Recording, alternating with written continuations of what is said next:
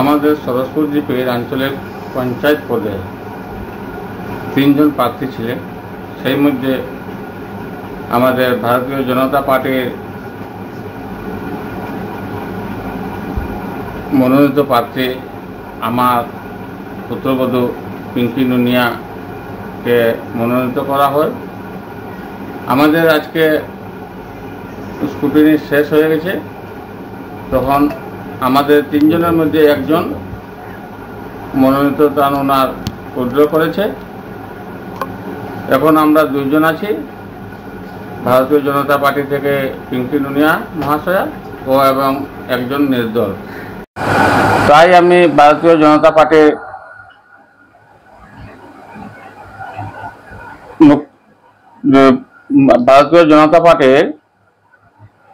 যারা মনোনীত করেছেন, সর্বপ্রথমে আমি জানাই আমাদের মাননীয় মুখ্যমন্ত্রী হিমন্ত বিশ্ব শর্মাকে, তোর সঙ্গে হাইলাকান্দি জেলার ভারতীয় জনতা পার্টির সভাপতি এবং অনুসূচিত জাতির আমাদের মহাশয়া, ওনারা যারা সিলেকশন কমিটি ছিলেন, ওনাদেরকে আমার পক্ষ থেকে অশেষ অশেষ ধন্যবাদ জানাচ্ছি। যেন উনি যে ক্যান্ডিডেটকে মনোনীত করেছে, আমি আশাবাদী যে এখানে সরসপুর জিপির আঞ্চলিক পদে মনোনীত প্রার্থী পিঙ্কি নুনিয়া মহাশয়া টিকিট দেওয়া এবং ওনাকে আমি জয়ী করে জেলার ভারতীয় জনতা পার্টির সরসপুর জিপির আঞ্চলিক পঞ্চায়েতকে আমি ওনাদেরকে উপহার হিসাবে আমি দিব। এই আশাবাদী যে আমাদের সঙ্গে আমাদের এই সরসপুর জনসাধারণ ভোটাররা সবাই সহযোগিতা করবেন এবং ভোটারদেরকে আমি অনুরোধ করব, ভারতীয় জনতা পার্টি থেকে যে আমি টিকিট পেয়েছি, আমি প্রত্যেক ভোটারদেরকে অনুরোধ প্রেস ভাইদের মাধ্যমে আমি জানাচ্ছি অশেষ অশেষ ধন্যবাদ, যেন আমাকে এই আমার পুত্রবধূ পিঙ্কি নুনিয়াকে যেন ভোট দান করে বিপুল ভোটে জয়ী করান। আপনি কি ভাবছেন, সরসপুর আঞ্চলিক পঞ্চায়েত কত সংখ্যক ভোটে আপনারা জয়যুক্ত করতে পারবেন?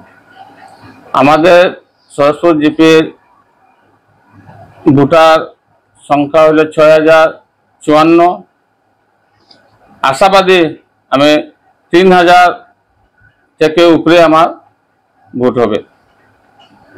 নির্বাচিত হতে পারলে সরসপুর অঞ্চলের জন্য প্রথম কাজ কি থাকবে? গত আঞ্চলিক পঞ্চায়েত নির্বাচনে আমরা জয়ী হয়েছিলাম, কিন্তু আসাম সরকার আমাদেরকে 100%-এর মধ্যে মাত্র 15% আমাদেরকে দেওয়া হয়েছিল আঞ্চলিক পঞ্চায়েত এবং জেলা পরিষদকে 15%। বাকি যে 70% সেইটি জিপি ফান্ডে দেওয়া হয়েছিল। কিন্তু এই 15%-এ আমাদের বিভিন্ন গ্রামে বিভিন্ন সমস্যা ছিল, যেগুলা পূরণ করতে পারিনি। এখন আমি মুখ্যমন্ত্রীকে, আসাম সরকারের বিজেপি সরকারকে আমি বলবো যেন আমাদের আঞ্চলিক পঞ্চায়েতের পার্সেন্টেজে একটু আগে যেরকম ছিল 30%, সেই হিসাবে ওনারা আমাদেরকে যদি দেন, তাহলে আমাদের জিপির অনেক সমস্যা কমে আসবে, সমাধান হইব। একটা প্রসঙ্গ দেখা গেছে যে সরসপুর গ্রাম পঞ্চায়েতে এমজিএন জায়গার কাজে গত বছর অনেক দুর্নীতি হয়েছে বা সংবাদ শিরোনামে উঠে এসেছে সরসপুর জিপির নাম। এবার যদি আপনারা নির্বাচিত হতে পারেন, তাই সেই যে বদনাম একটা লেগে গেছে সরসপুর গ্রাম পঞ্চায়েত, সেটার উপর আপনাদের কি কাজ থাকবে?